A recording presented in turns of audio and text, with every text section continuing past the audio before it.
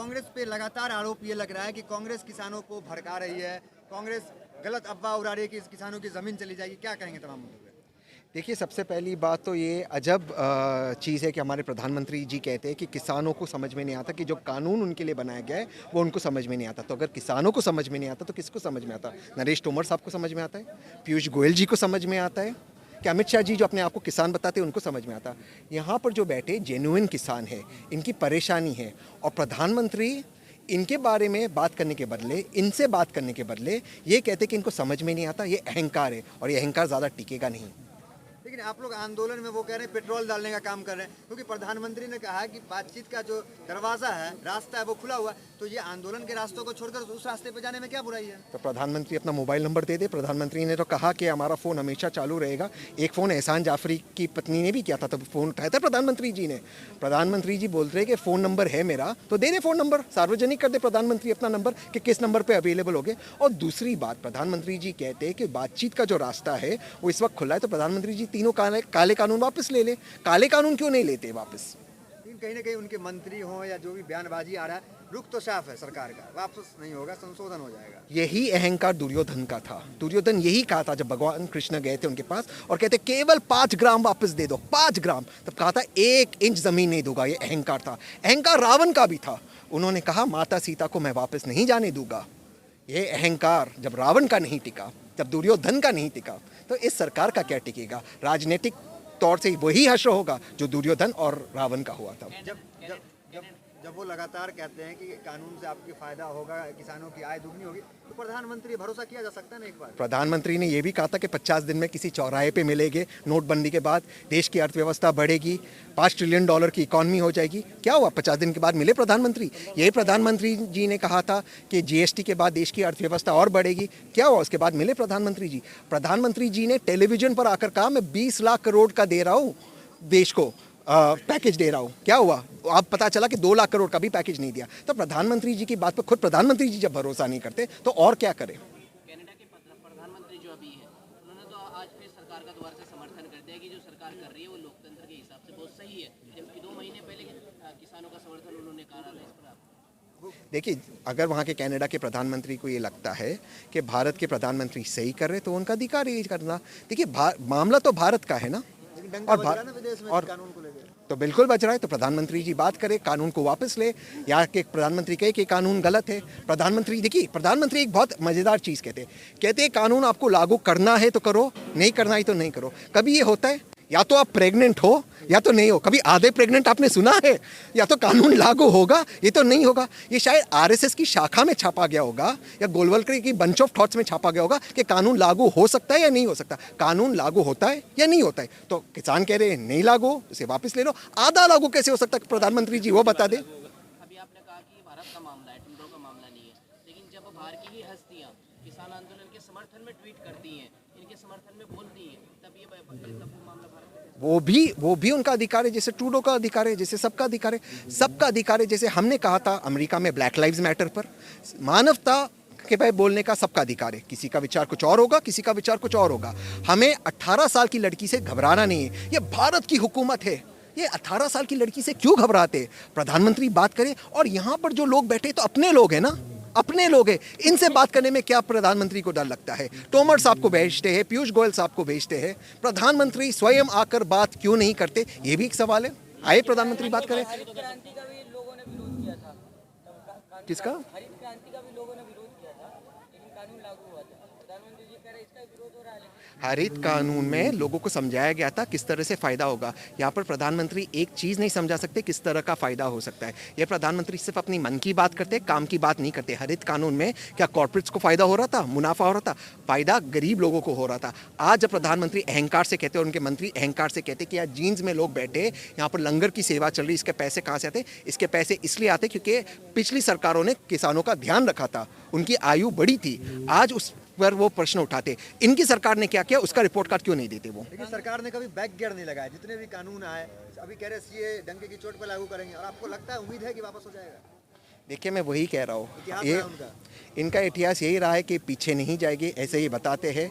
और आखिर में इनका इतिहास ये भी रहा है कि जंग आज़ादी के समय इन्होंने सॉरी के लेटर भी लिखे हैं। तो इनका इतिहास इनको ही याद दिलाना है। सॉरी लिखने वाले ये थे, गांधी के रास्ते पे चलने वाले पीछे नहीं हटेंगे।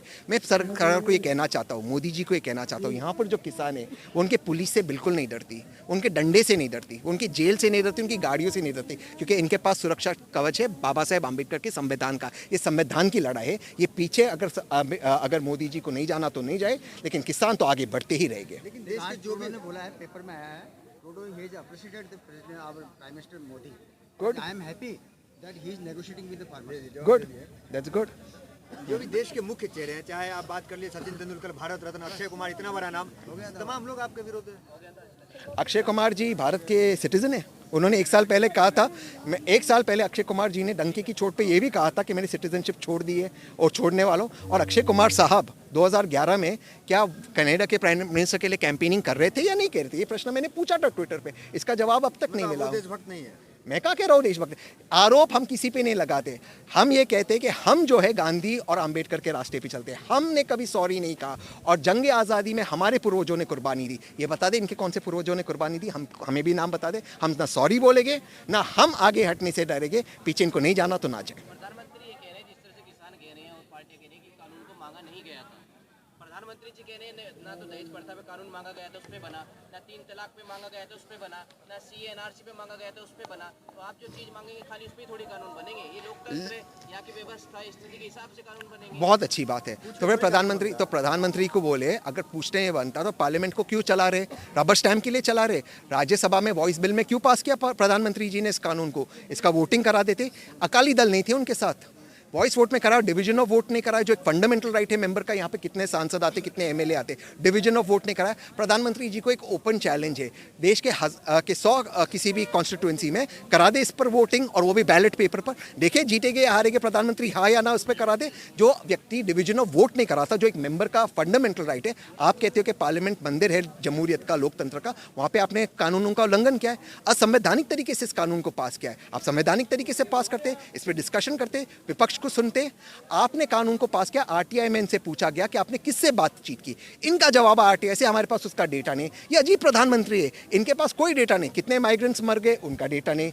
नोटबंदी में कौन शहीद हुए, उसका डेटा नहीं। किसान किनसे चर्चा की, उसका डेटा नहीं। किसको नौकरी मिली, उसका डेटा नहीं। तो डेटा किस चीज का है प्रधानमंत्री के पास? विपक्षी दल पहले इस कानून का समर्थन, जैसे कानून आया पहले तो इसका समर्थन किया, लेकिन जैसे आंदोलन शुरू हुआ तो वही विपक्षी दल अब इसके जो है विरोध में खड़े हो गए। मैं कोई विपक्षी दल के लिए नहीं बात कर रहा हूँ, मैं बात कर रहा हूँ अपने देश के अन्नदाता के लिए। अन्नदाता को समझता है कि ये काला कानून है, इनके लिए खराब है, और अन्नदाता आज सड़क पे उतरा है। और इन अन्नदाताओं को इन्होंने लकड़ी से, डंडे से मारने का काम किया है। मैं एक बात कहना चाहता हूँ, दीप सिद्धू, उसके कॉल रिकॉर्ड ये क्यों नहीं करते? रिया चक्रवर्ती के तो कॉल रिकॉर्ड सारे चैनल पे दे दिए थे, दीप सिद्धू के कॉल रिकॉर्ड दे दे। जिनके फोटो थे, गिरफ्तार तो हुए ना, गिरफ्तार हो गए, तो कॉल रिकॉर्ड कर दे। आज कितने दिन हुए गिरफ्तार करते, कॉल रिकॉर्ड क्यों नहीं करते? जैसे फोटो में पता चला दीप सिद्धू किसका आदमी था, कॉल रिकॉर्ड से पता चलेगा किसके मन की बात कर रहे थे और काम की बात किसके कर रहे थे दीप सिद्धू जी। मतलब पीछे बहुत चेहरा है, क्या कहना चाह रहे हैं आप? क्या कहना नहीं, बिल्कुल कह रहा हूँ, पीछे बीजेपी का हाथ है दीप सिद्धू के, इसके लिए वो कॉल रिकॉर्ड बाहर नहीं कर रहे। अगर चाहते तो भारत की सरकार है, दीप सिद्धू का कॉल रिकॉर्ड बाहर कर दे, बता दे किससे बात कर रहे थे। किसानों की बात मीडिया में कुछ लोग कह रहे हैं कि खालिस्तान बनाना चाह रहे हैं ये लोग, खालिस्तान के समर्थन के लोग पूरा बता रहे हो। हाँ बहुत, हाँ इसको कहते हैं गोदी मीडिया। और गोदी मीडिया से मेरा एक प्रश्न है कि खालिस्तान के जो समर्थक है, जो यहाँ पे मुझे लगता है भारत में कोई नहीं, यहाँ पर कोई नहीं है, लेकिन खालिस्तान के जो समर्थक थे या तथाकथित समर्थक है, वो तब तक रुके जब तक मोदी जी प्रधानमंत्री बने। प्रधानमंत्री बनने के बाद ये काले कानून पास किए, फिर उन्होंने बोला अब हम खालिस्तान बनाए। ये किस तरह की बातें हुई? अगर उनका उस पर कोई बयान था वो तब करते। खालिस्तान, अगर कोई खालिस्तानी, आप उसको कोर्ट ले जाइए, प्रूफ कीजिए। यहाँ पर कौन खालिस्तानी है वो बताइए। क्या टिकैत जी है, क्या ये है, क्या आप लोग हैं?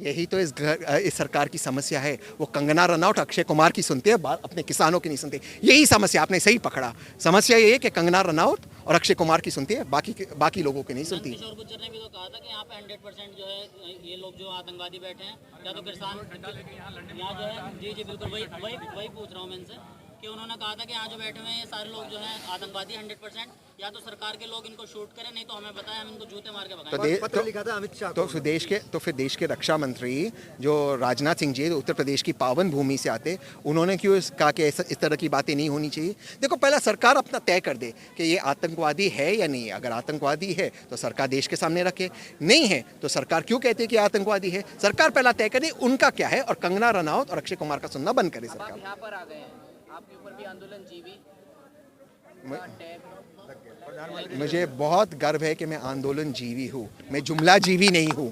जुमला जीवी नहीं बन सकता, मैं आंदोलन जीवी हूँ, झूठ जीवी नहीं बन सकता। मैं अपनी डिग्री खुले तौर से दिखाता हूँ। मेरी डिग्री तब की नहीं है जब मैं डिग्री छुपाना पड़ता है। मेरा जो कुछ भी, नहीं मैं मगरमच्छ के साथ खेला और ना ही मैं जिनके साथ पढ़ा वो मेरे साथ स्टूडेंट्स है। मैं आंदोलन जीवी हूँ और हमेशा रहूँगा।